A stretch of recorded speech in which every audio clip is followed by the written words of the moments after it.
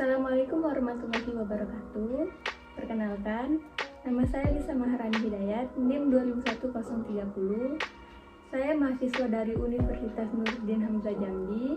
Di video kali ini, saya akan menjelaskan tentang administrasi surat menyurat di SD Negeri 79. Di sini ada latar belakang.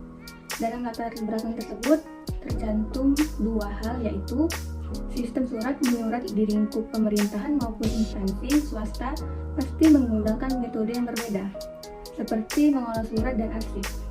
Saat ini pengolahan surat di SD Negeri 79 masih menggunakan metode berkas. Lanjut, di sini ada lampiran surat. Satu, surat untuk siswa, yaitu surat rekomendasi, surat tindak, surat keterangan. Surat rekomendasi itu seperti ada anak yang mau masuk di sekolah kita, lalu kita memberikan surat yang kita keluarkan untuk sekolah yang di sana. Dua, surat pindah. Surat pindah itu untuk anak yang mau pindah ke sekolah lain. Surat keterangan bisa surat, misalnya dia mendapat ranking, juara umum, atau mendapat KIP, atau bisa juga untuk kejuaraan lainnya. Lalu ada surat untuk kepala sekolah dan guru. Di sini ada tiga, yaitu surat keterangan, surat tugas, dan surat pernyataan.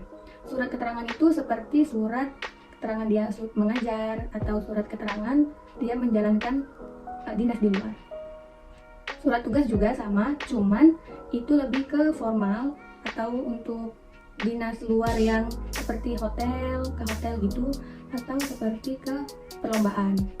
Surat pernyataan juga, surat pernyataan itu untuk guru yang PNS. Nah, itu dia biasanya membuat surat pernyataan untuk laporannya seperti itu. Lanjut.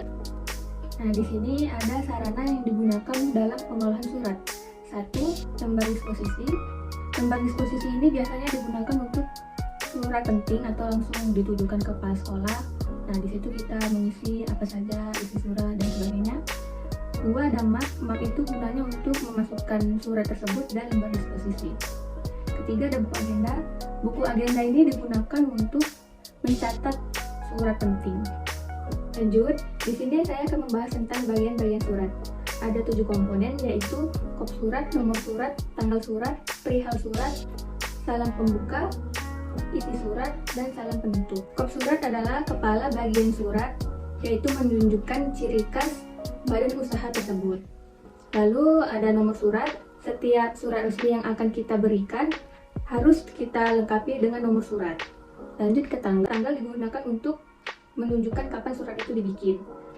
Lanjut ke perihal. Perihal digunakan untuk memberikan petunjuk kepada penerima surat tentang masalah pokok surat tersebut.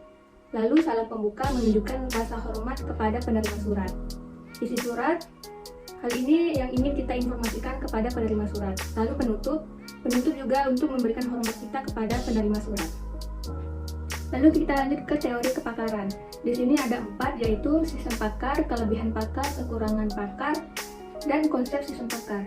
Di sini saya akan menjelaskan tentang sistem pakar terlebih dahulu.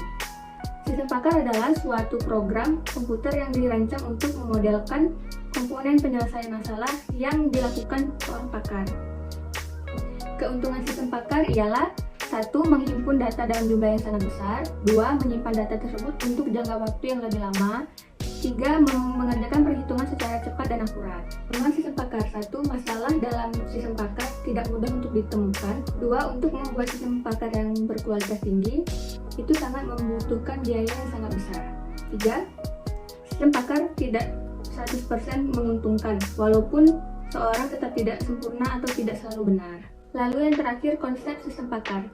Kepakaran merupakan suatu pengetahuan yang diperoleh dari pelatihan, membaca, dan pengetahuan. Kepakaran memungkinkan para ahli dapat mengambil keputusan lebih cepat dan lebih baik daripada seseorang yang bukan pakar. Lanjut, metode yang digunakan yaitu metode analisis deskriptif. Metode ini digunakan untuk memperoleh gambaran dan data secara sistematis tentang hal-hal yang berkaitan dengan surat menyurat. Lalu di sini ada gambaran contoh arsip SD 79. Di arsip tersebut berisi tentang data diri guru-guru di SD 79, seperti SK tugas, SK sekolah, SK mengajar. Lalu bisa juga dimasukkan fotokopi KK, KTP, BPJS, dan sebagainya. Nah, di SD kami, sistem arsip surat keluar dan surat masuknya masih menggunakan metode berkas. Kenapa? Karena itu yang sangat mudah digunakan pada saat ini. Lalu ada juga contoh penulisan agenda surat keluar.